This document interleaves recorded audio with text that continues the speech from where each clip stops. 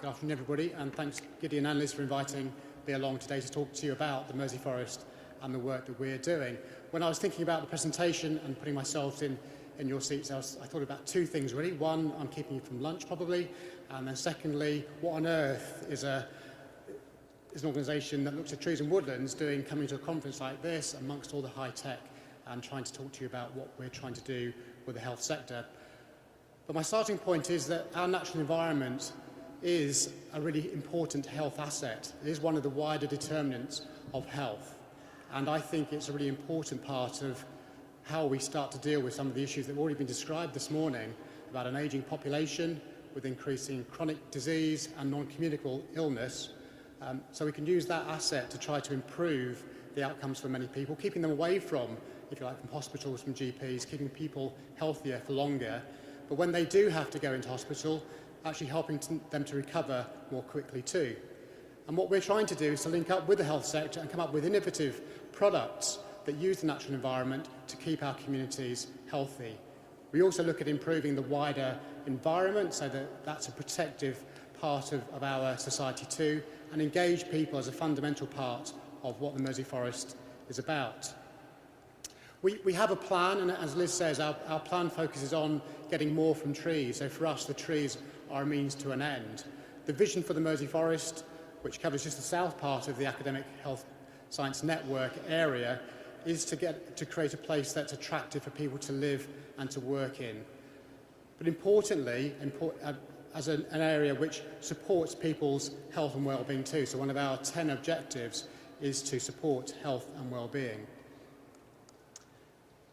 In terms of what we do, I want to talk about three particular aspects today. One of which is really quite simple and maybe really obvious, and that's about doing things on the ground, transforming our natural environment and using that to improve health and well-being. And we can do that in two particular ways. One of which is developing projects and programs which I suppose have a passive impact on people. People don't recognise that the air quality is improving, or water quality is improving, or perhaps their mood is improving through the improvement to the natural environment. Secondly, we can also create places where people can be more active and can enjoy places which improve their mental health and well-being. We know that about 94% of people in the forest support what our plan has to say.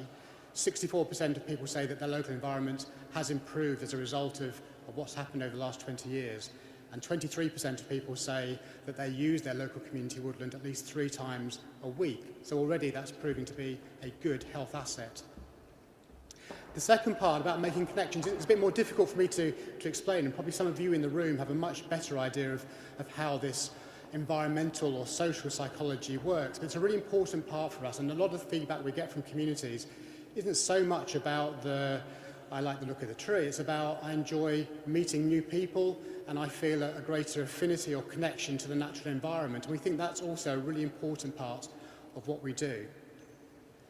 We're also aware that because this isn't maybe high tech and it can be seen as tree hugging or a bit fluffy, that we need to work really hard to make sure everything we do is underpinned by really solid, high quality research, which is why we make such an effort to work closely with Liz and colleagues, and also with the universities in the area as well. So we have 4 PhDs underway at the moment, just looking at this work around health and the environment. And the aim there is to make sure that people understand that this is really an important part of how we keep our communities fit, well and safe. In terms of how we organise our work, hopefully you can see some of the elements in this diagram. So we have a triangle which we use to organise our community participation in particular. And that triangle we use to have events, campaigns, programmes throughout the year and over many years, which enables people to go from very simple things like just going for a walk in the forest or starting to get involved in community groups that work in local community woodlands, right through to potentially managing particular sites or owning particular sites and having community ownership.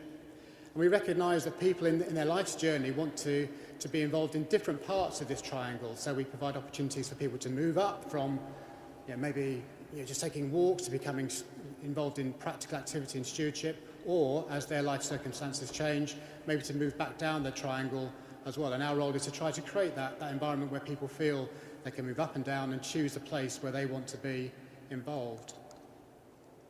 I'll just touch on some of the work we've done in Liverpool in particular, with people like Friends of Everton Park, with the Faith for Change programme, looking at school grounds development and the Forest School work, with very young children as well. Forest schools is a really important and practical way to engage young people in improving their environment, but also getting healthy. This is work which was carried out with Liverpool JMU, in press at the moment, but what we wanted to look at was not just the educational aspects of Forest School, but what were the health impact as well.